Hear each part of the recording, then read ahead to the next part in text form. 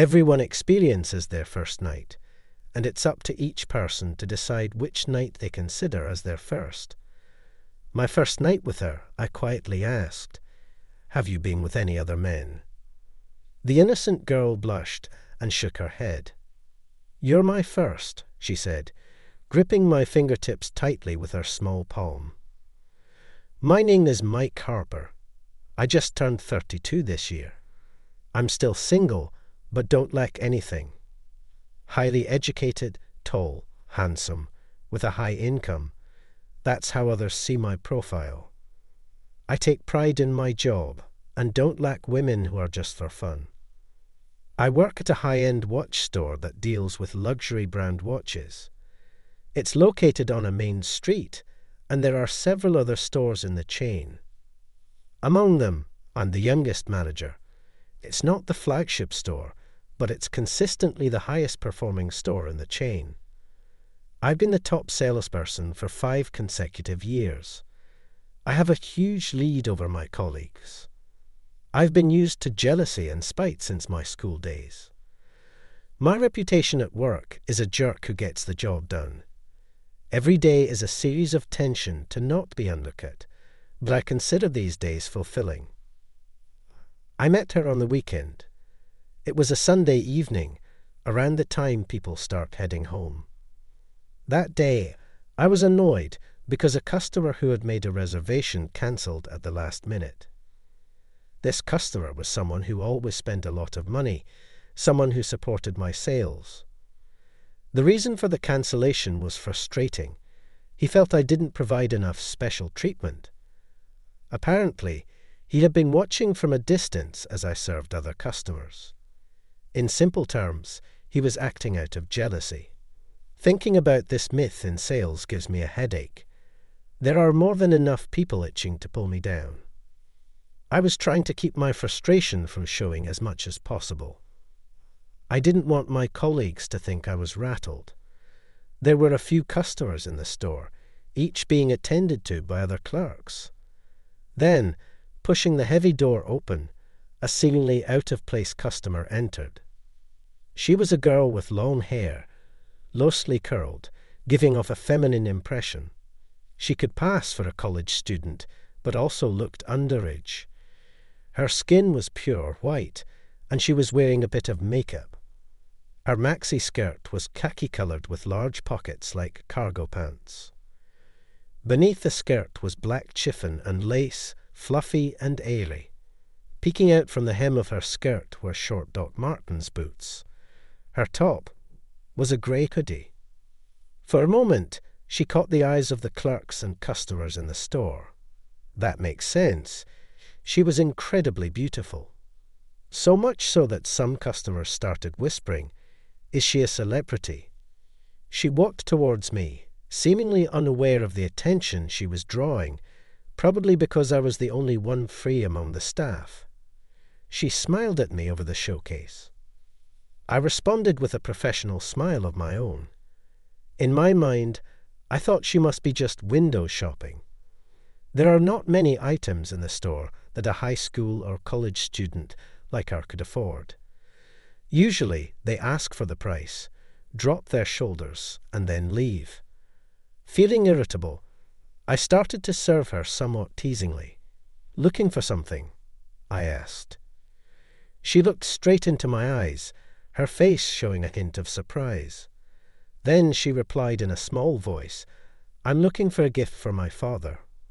With a slightly oppressed smile, she added, "It seems his birthday is coming up, and she wants to give him a watch." I didn't think there was a watch she could afford with the money she would have, but I thought it would be a good way to kill time until closing. "What kind of watch are you looking for?" I don't really know much about watches. My father is turning 60 this year. Do you have any recommendations?" she asked timidly. Her small voice sounded like that of a little squirrel. "Your father would be happy with any watch if you're the one to choose," I said. At my words, she gave a small nod, as if being pushed from behind. She began to look carefully at the watches in the showcase as she slowly walked around. Every now and then, She asked questions like, "What's the difference between this watch and that one?" She really seemed to know nothing about watches. She might not be able to choose anything when she sees the price. Then she stopped for a watch with a beautiful design on the dial. "It's incredibly beautiful, isn't it?" What she pointed out was a watch from a luxury brand. It's a beautiful watch that incorporates traditional Japanese craftsmanship. Her eyes sparkled as she looked at the watch.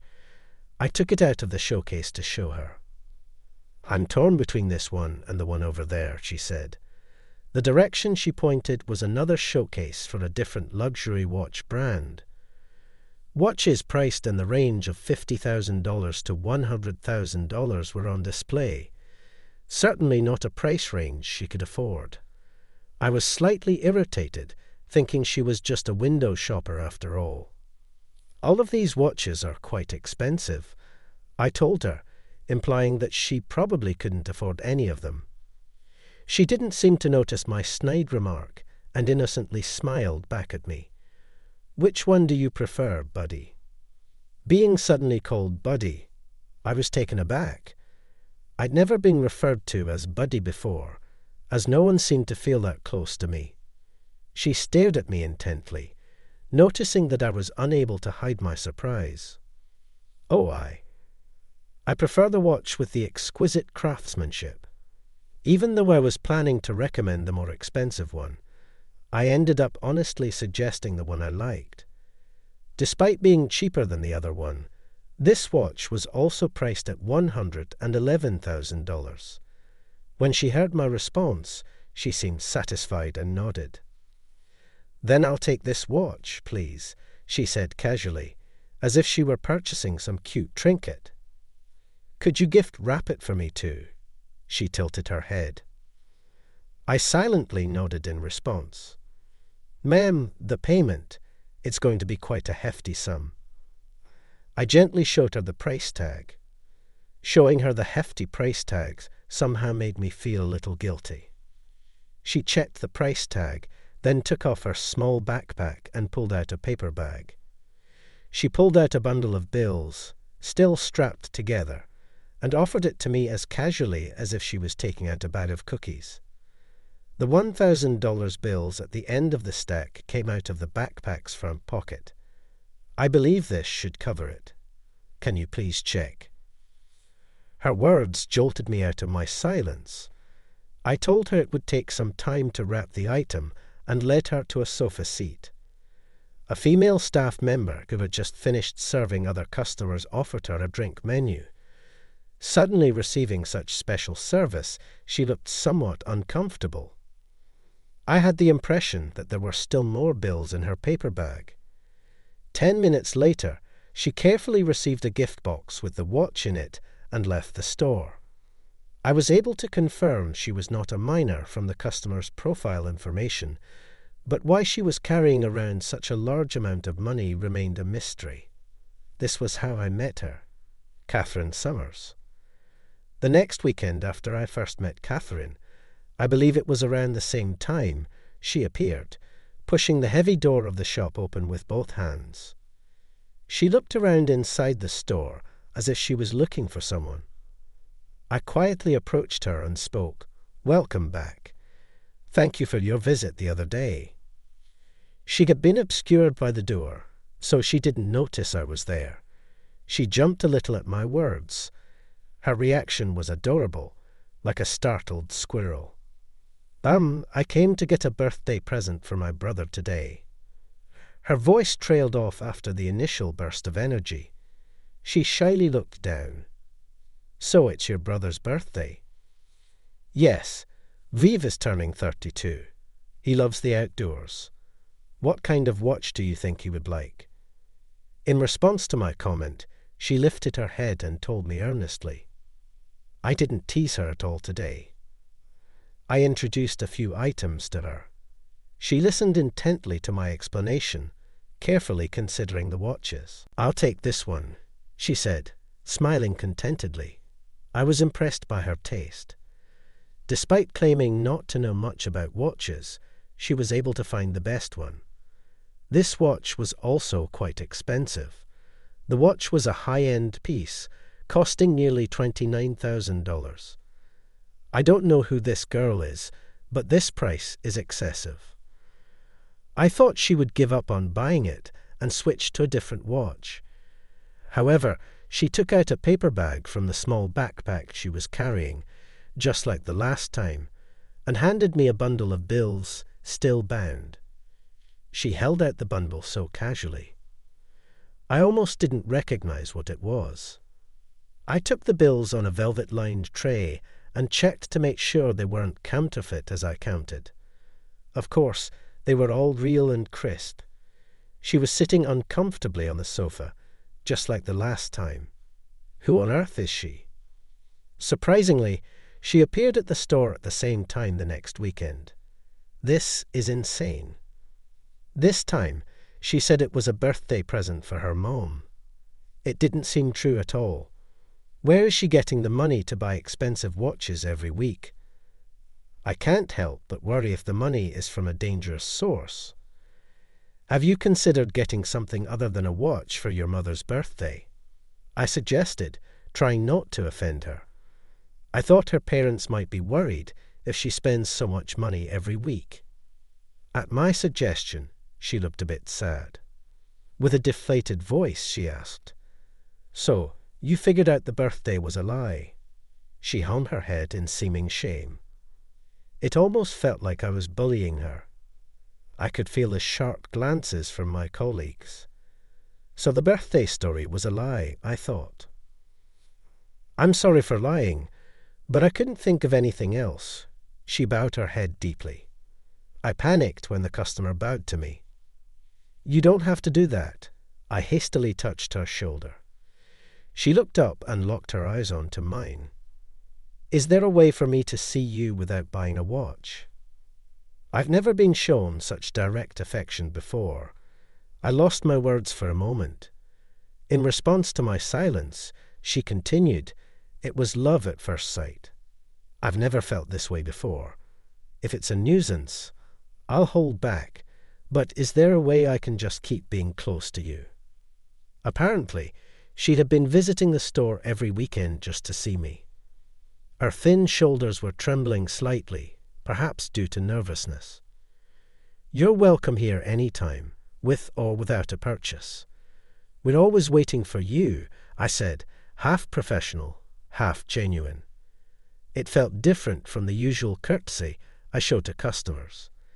There was a strange feeling about my own words. "Thank you so much." Her tense expression softened instantly. From that day on, she started visiting the store every weekend. She would pop in without interrupting my work, exchanging a few words with me.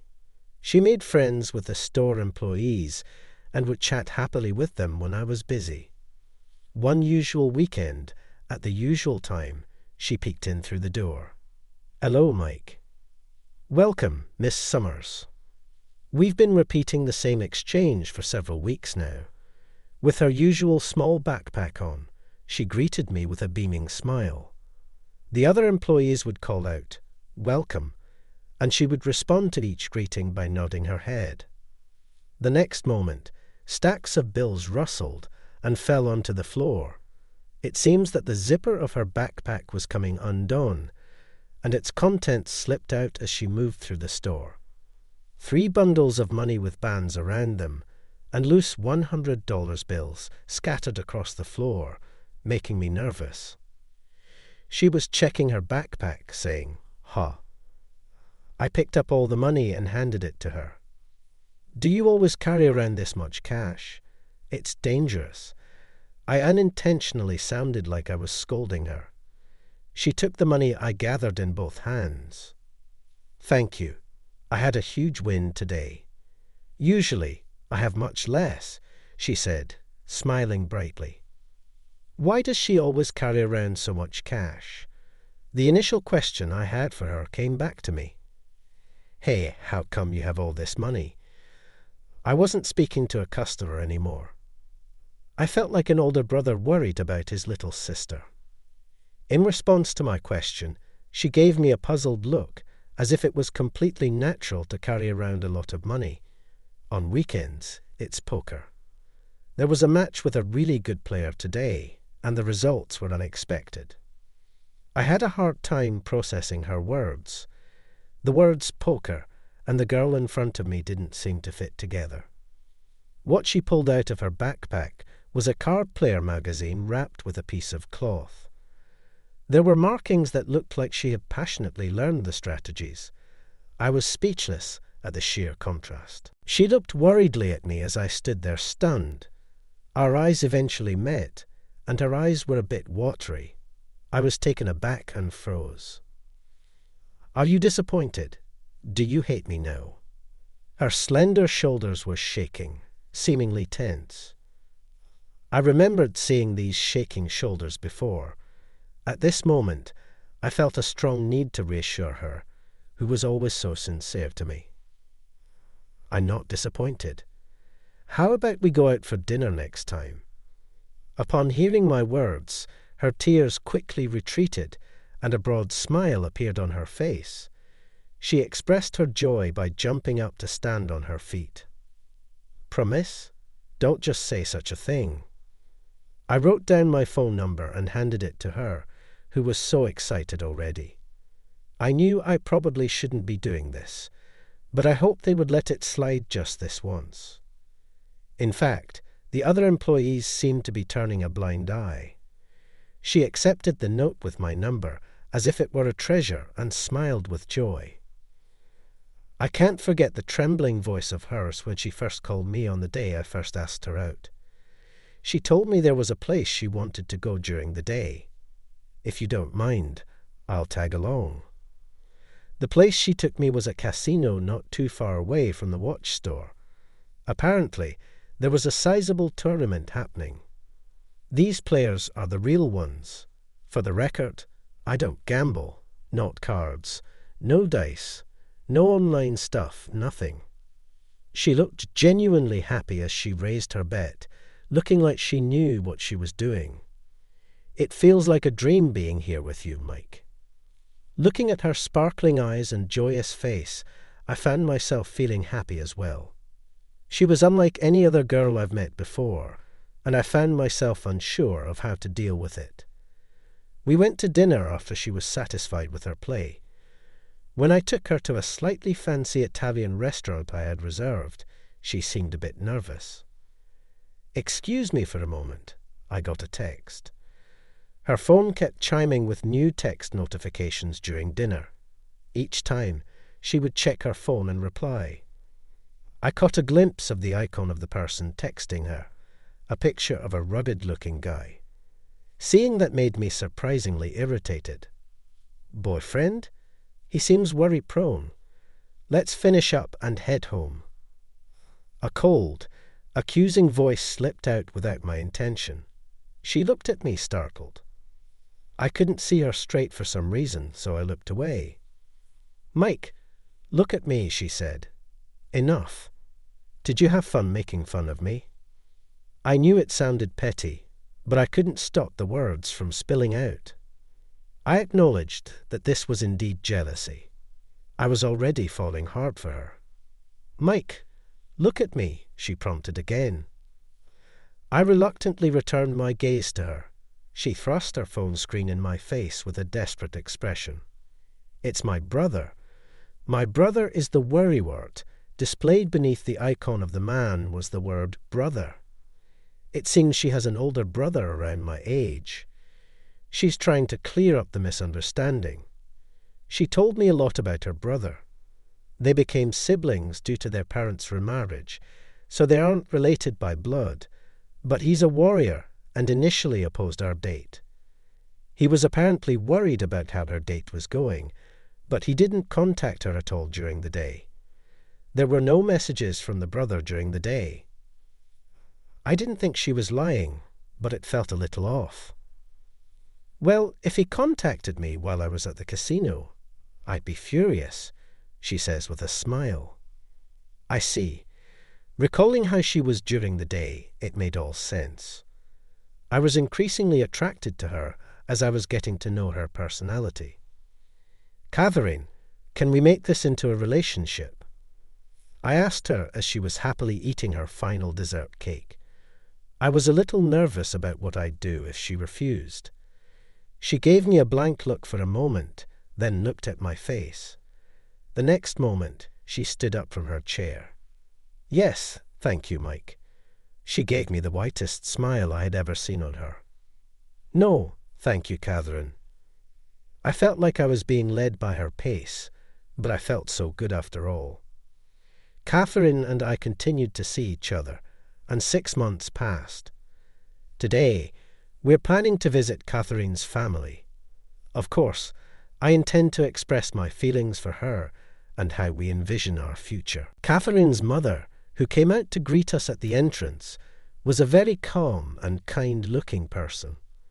It seemed that both her parents and her worrywart brother would be there today. I fixed my shirt and walked into the living room. I could see her father sitting deep in the sofa and her brother standing next to him. The moment I saw her brother, I froze for an instant. There was a person from the past I didn't want to remember. I was in shock. Siren looked into me with a worried look. Mike, you're Mike Harper, aren't you?" Catherine's brother Robert raised his voice in surprise. He was the last person I could ever face in my life, the one person who knew the past I least wanted Siren to know about. I started to break out in a cold sweat. I was born in Germany and moved back to the States when I was in grade 7. At first, I had a hard time fitting into the school. The persistent bullying instigated by the girls in my class deeply wounded me, who was just a regular vulnerable teenager. It was Catherine's brother who helped me out. Robert was the only one who was kind to me, who was being excluded by the class. I betrayed such a kind classmate. The target switched from me to Robert, who was protecting me. That's how I got released from being the target, and I abandoned kind Robert. I joined the other classmates and bullied him. If I didn't, I would be left out again. It was fear that led me to betray Robert.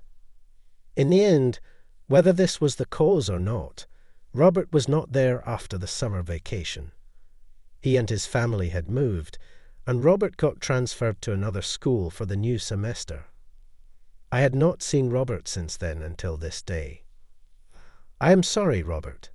I just can't find the words to say.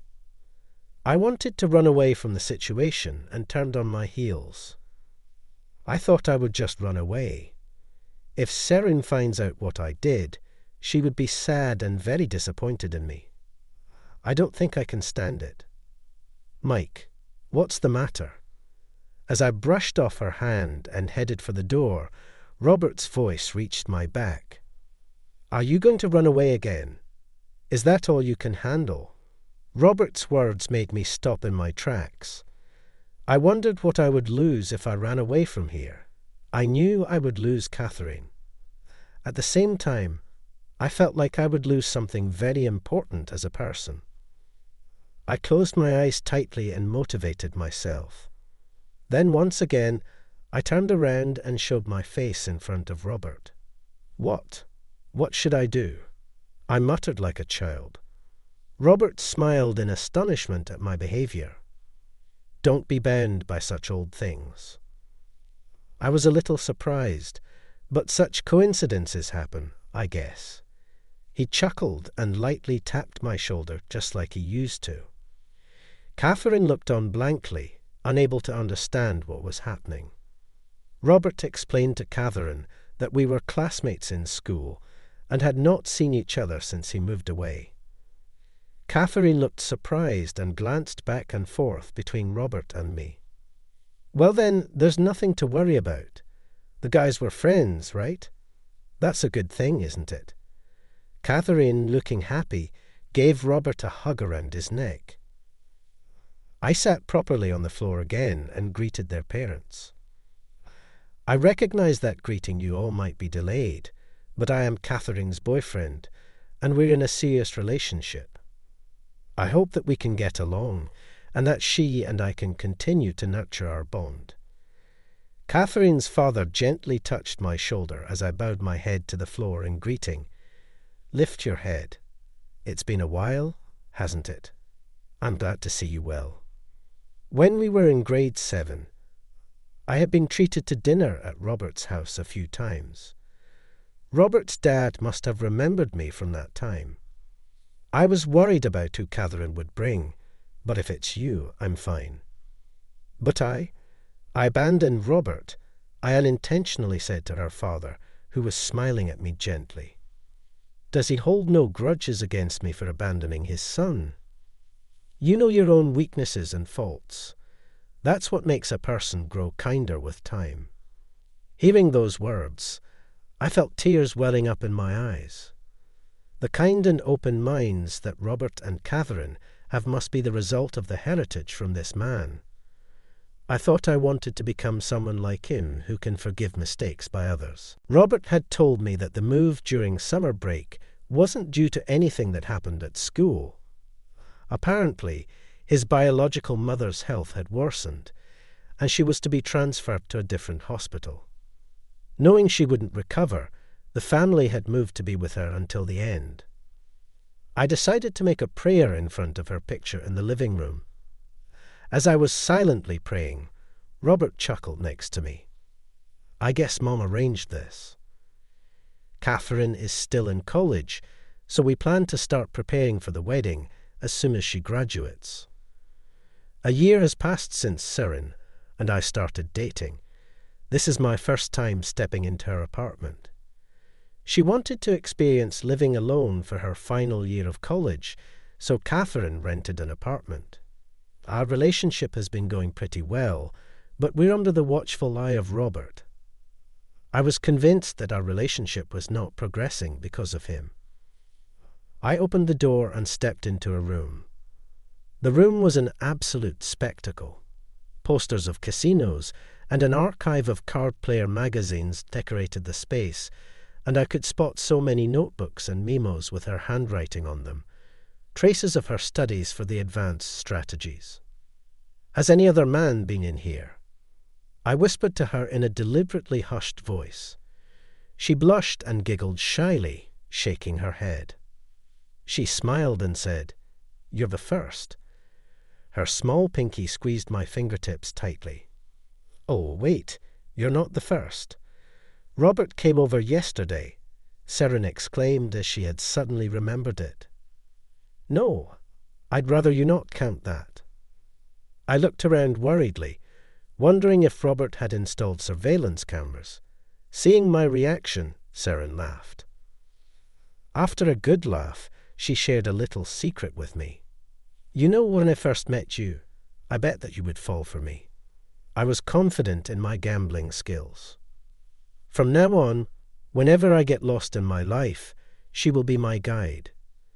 Sirin confidently proclaimed, "As long as she is by my side, I'll never be lost in life." Since I started dating her, my reputation at work has changed. It seems I've finally graduated from competent but a jerk. How did you find it? Subscribing to the channel really motivates us to create more content. See you in the next video.